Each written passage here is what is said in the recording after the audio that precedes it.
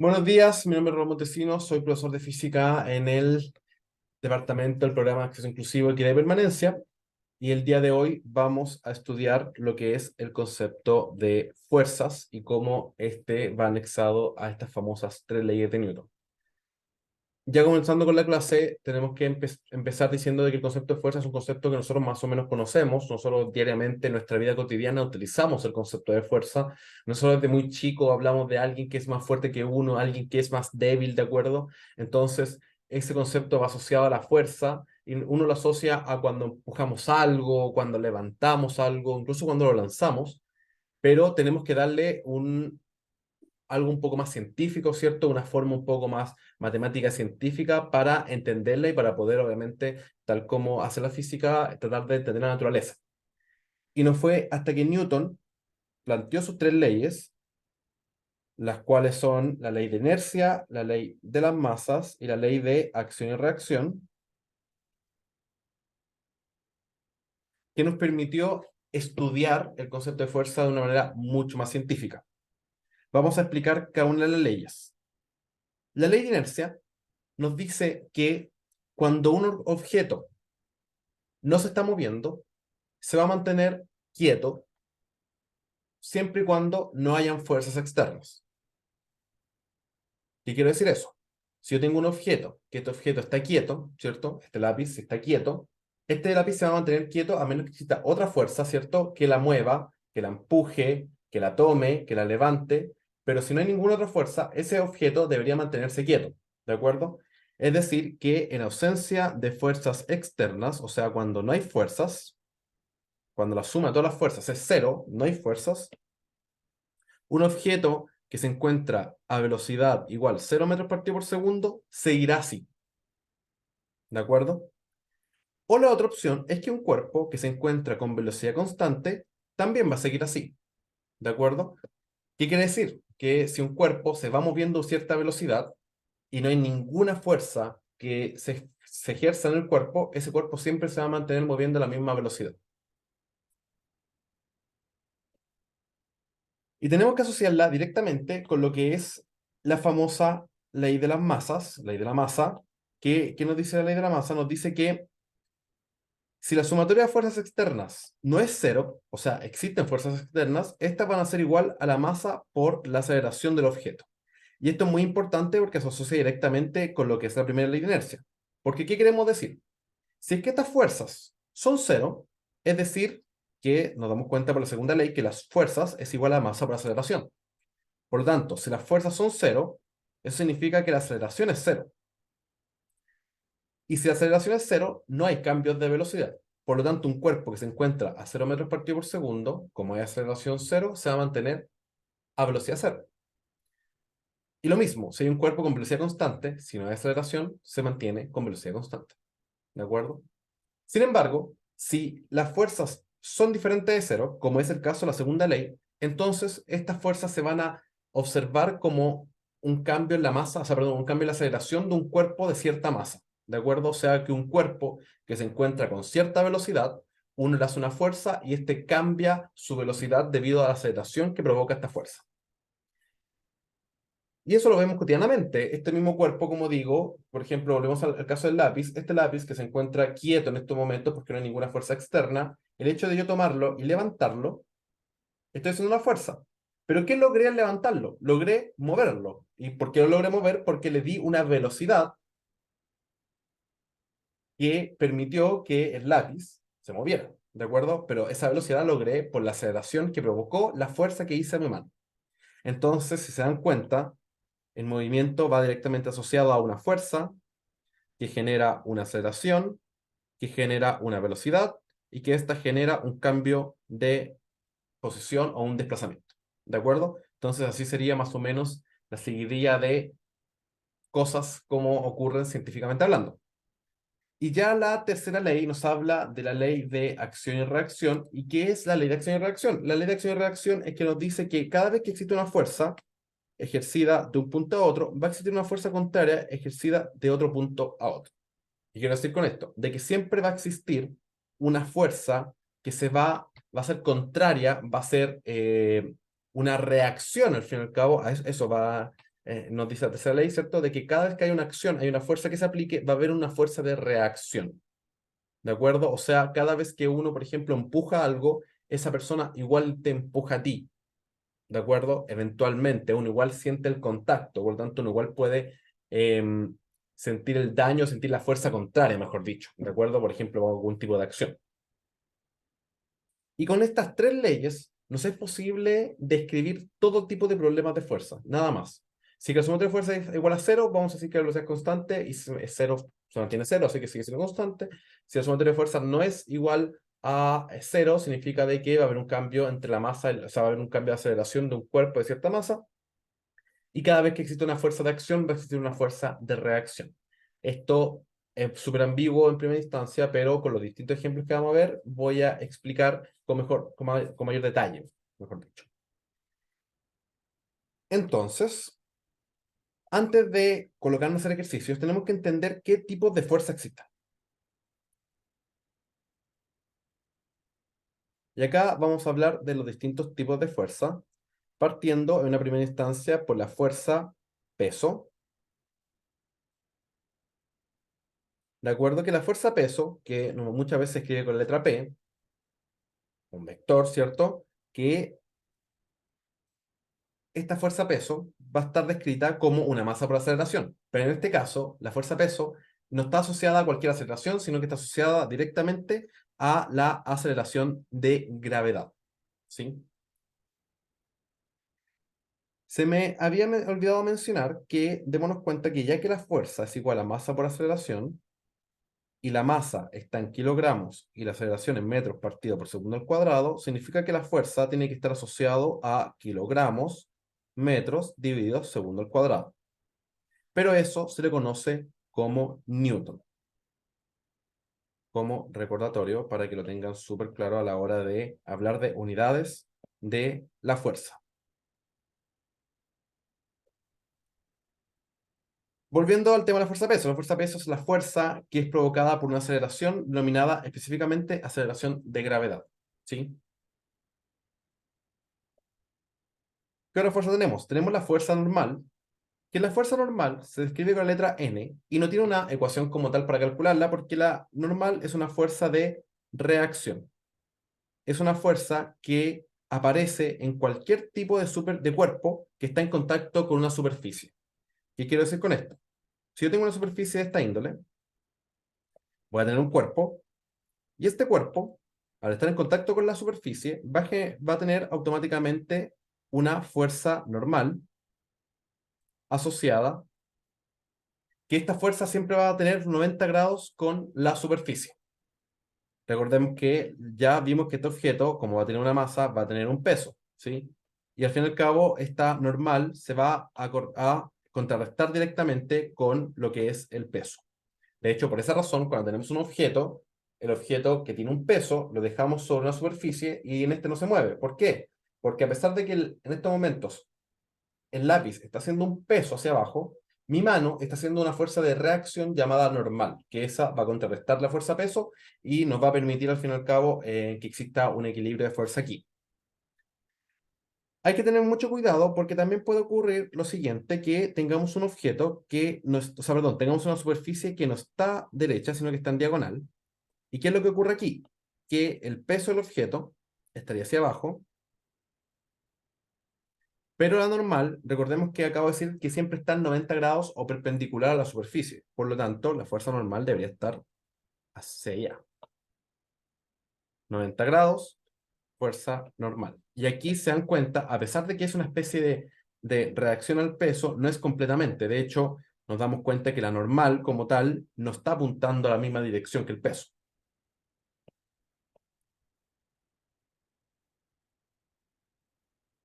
Y ya como último ejemplo, si es que la superficie fuera directamente perpendicular y tenemos este objeto,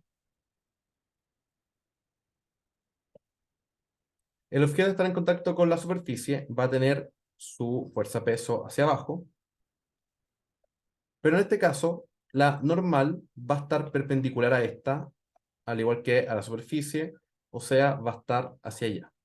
y por lo tanto ahora sí que sí, la normal, el peso están en unas direcciones completamente, de hecho están en ejes coordenados diferentes, se dan cuenta, si hablamos de un eje coordenado del cual estamos acostumbrados, diríamos que uno está en X y otro está en Y, ¿cierto? A diferencia del caso uno donde los dos están en el mismo eje.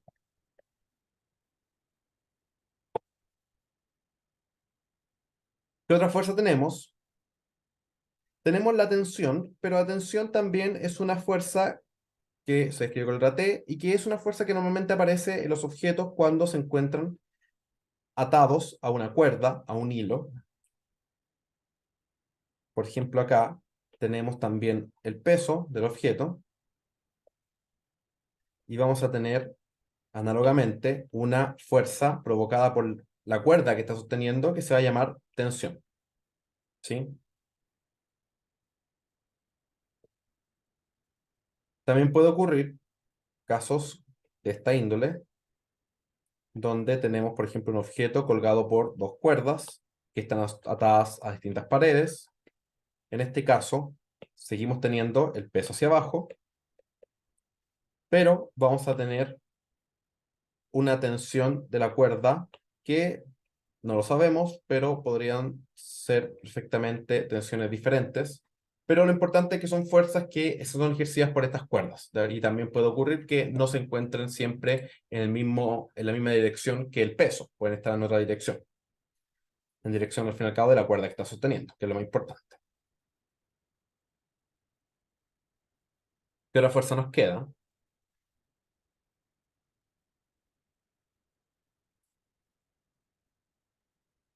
También tenemos que considerar la fuerza de roce.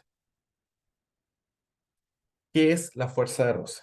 FR. La fuerza de roce es una fuerza que se describe como mu por la normal, ¿de acuerdo? Mu se va a conocer como el coeficiente de roce, ¿sí? Es un número que está entre 0 y 1.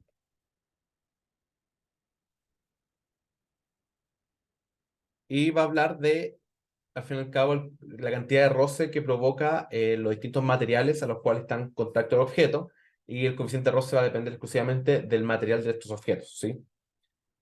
Y lo otro, esto es la normal, que ya la conocimos un poquito más arriba como la fuerza de reacción de la superficie. Sin embargo, hay que entender que el coeficiente de roce hay de dos tipos. Hay dos tipos de coeficiente de roce, este famoso mu. Está el coeficiente de roce estático y el coeficiente de roce cinético.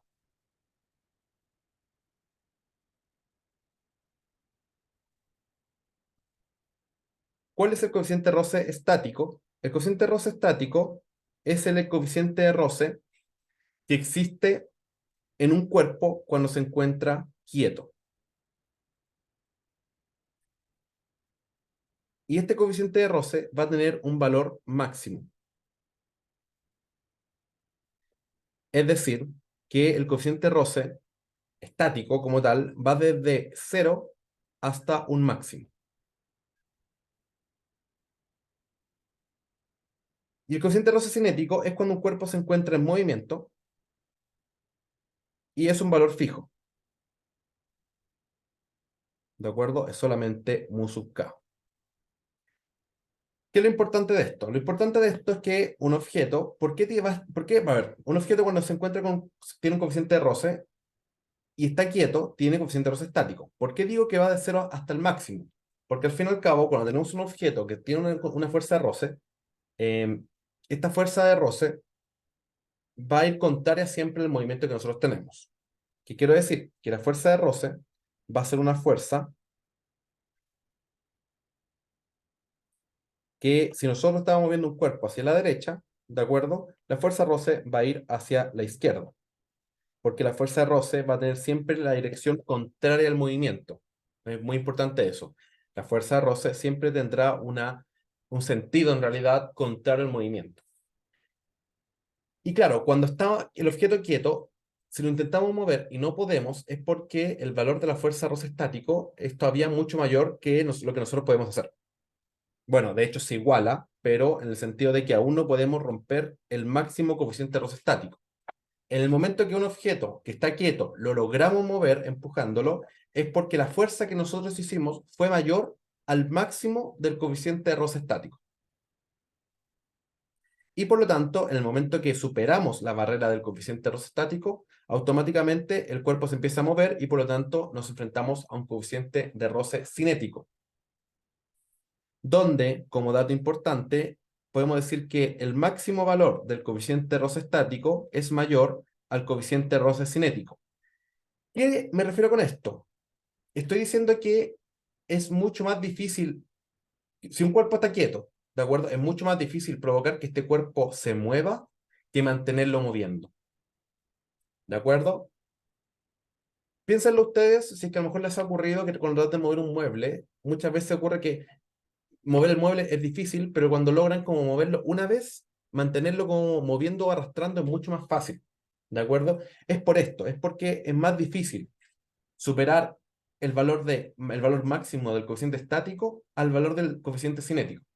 En otras palabras, es más difícil sacar un objeto que está quieto de su quietud que mantenerlo moviendo.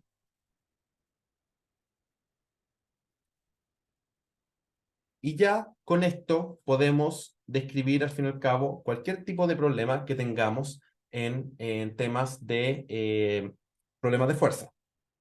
Solamente un pequeño recordatorio, como un recordatorio importante.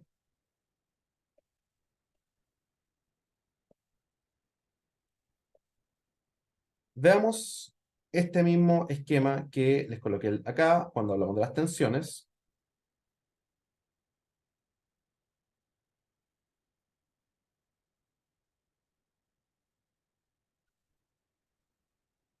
Si nos damos cuenta, por ejemplo, el valor de la tensión 2 es un vector que se encuentra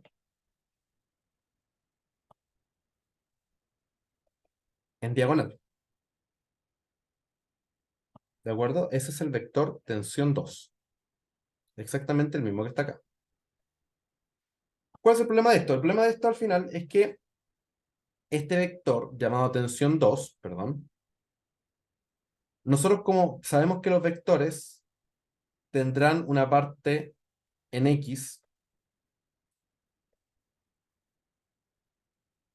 y en Y, estamos obligados a conocer el valor de un ángulo con el fin de conocer el valor de T2X y T2Y, que va a estar asociado directamente al seno o coseno, según sea el caso, del ángulo alfa con el cual estamos trabajando.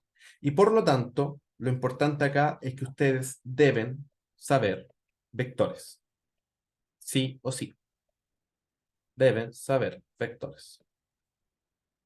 Y deben saber especialmente descomponerlos, ¿de acuerdo? Deben saber descomponer vectores de una forma rápida, de una forma eficiente, porque para que no pierdan tiempo al final tratando de descomponer un vector en vez de haciendo el ejercicio como tal. Entonces, veamos un pequeño ejemplo. Vamos a ver un ejemplo.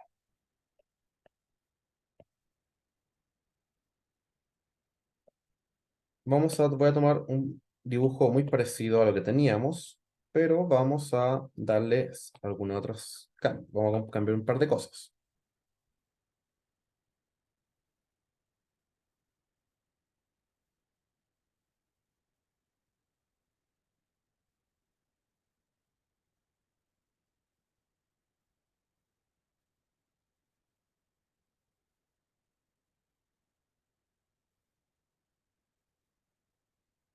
Por ejemplo, tenemos un objeto que está colgando, amarrado a una cuerda, que va pegada a la pared, que se llama tensión 1, y este mismo objeto pasa por una polea y luego es tirado por una fuerza F.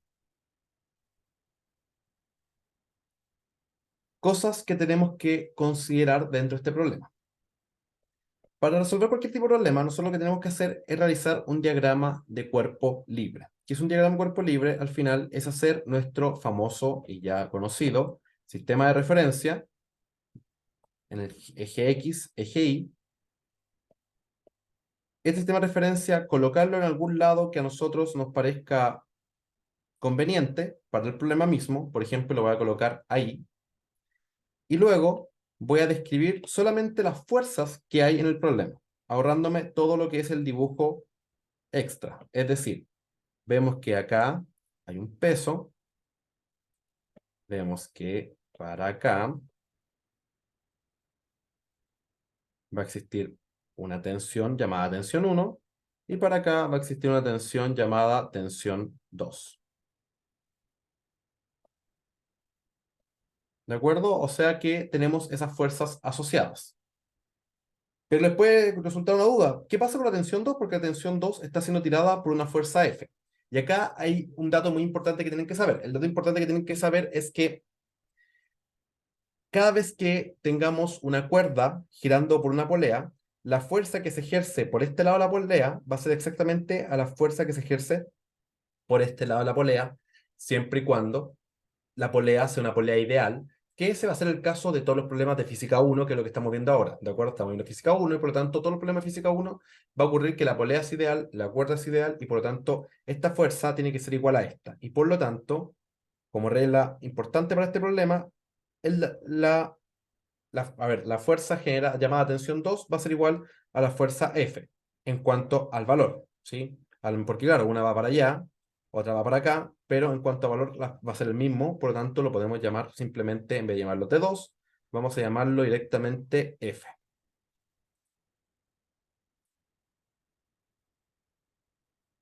Entonces, ahora que tenemos el problema, lo entendimos, hicimos nuestro diagrama de cuerpo libre, tenemos que pasar a aplicar estas famosas leyes de Newton, ¿sí? Vamos a saber que la sumatoria de fuerzas va a ser igual a la masa por la aceleración en caso de que estas no sean cero, y en caso de que sean cero simplemente va a ser igual a cero, ¿sí? Esta va a ser la masa del cuerpo que se está colgando, y esta va a ser la aceleración que va a tener este cuerpo.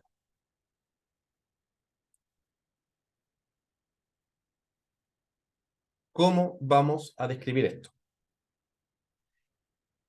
Como estamos trabajando en dos dimensiones y tenemos un vector, lo mejor que podemos hacer es separar el problema en dos partes, la parte en X y la parte en Y. De modo que vamos a tener la sumatoria de fuerzas en X y vamos a tener la sumatoria de fuerzas en Y. ¿Cuál va a ser la sumatoria de fuerzas en X? En X vamos a tener esta fuerza, pero la parte en X solamente, y la parte en X de esta fuerza, lo voy a hacer solamente una vez para que vayan recordando. Acá nos falta un ángulo, ya que no nos dan nada, llamémoslo simplemente alfa. Ya que esto va a ser f, la parte en x de este f, que lo vamos a llamar fx, y esta lo vamos a llamar fi, debería cumplir con que coseno de alfa va a ser igual a fx partido el módulo por largo del vector, y por lo tanto fx va a ser igual al módulo por coseno de alfa. Y análogamente fi va a ser igual a el módulo por seno de alfa. Por eso insistía de que es importante que ustedes recuerden estas cosas al momento de hacer estos problemas, porque ustedes, como ya supone que entendieron vectores, esto lo deberían poder hacer rápidamente. Así nos va a quedar al final f coseno de alfa, asumiendo que este valor es alfa, y vamos a llamar beta esto, porque no sabemos si son iguales, f coseno de alfa menos t1 coseno de beta. Que esto va a ser igual a la masa del cuerpo por la aceleración del cuerpo que va a tener en el eje X. La sumatoria de fuerzas en Y debería ser F seno de alfa más T1 por seno de beta, ¿de acuerdo? Porque dense cuenta que ambos, tanto F va hacia arriba como la T1 va hacia arriba, en el caso contrario F iba hacia un lado, el tensión iba hacia el otro. Y acá también tenemos el peso que va hacia abajo, por lo tanto menos el peso, que debería ser igual a la masa por la aceleración en el eje Y. Y con esto ya armamos las ecuaciones que describen el problema de fuerza. Ahora, claro, lo que nos faltaría sería colocar los valores en caso que nos dieran el mismo problema, o sea, que el mismo problema nos diera valores, ¿de acuerdo? El valor de F, el valor de los ángulos alfa y beta, el valor de la masa, si es que el cuerpo se está moviendo realmente, si es que no se está moviendo, porque todo eso va a afectar a la hora de hacer un cálculo. Pero siempre recuerden que lo importante es realizar los diagramas cuerpo libre, dibujar los vectores y especialmente ser muy ordenado. Entonces, como recomendación, para que lo tengan súper claro, recuerda, número uno, tienen que tener súper claro el tema vectorial, porque el tema vectorial es muy importante a la hora de trabajar este tipo de problemas. Número dos, no solamente es un tema de vectores como tal, sino que también tienen que ser ordenados a la hora de identificar las fuerzas que se encuentran dentro del problema para luego pasarlas a nuestro diagrama cuerpo libre con el fin de funcionar tanto el diagrama cuerpo libre como la, eh, como el cálculo de las componentes de los vectores para formar estas famosas ecuaciones, que siempre nos van a dar dos, una para cada eje, y nos permita resolver el problema. Como digo, no podemos avanzar mucho más porque no tenemos ningún valor y tampoco hay ningún enunciado, no nos preguntan cuánto es cada cosa, pero eso va a depender exclusivamente del problema. Si nos preguntan el peso, tendremos que despejar el peso. Si nos preguntan la masa, tenemos que despejar la masa y así sucesivamente.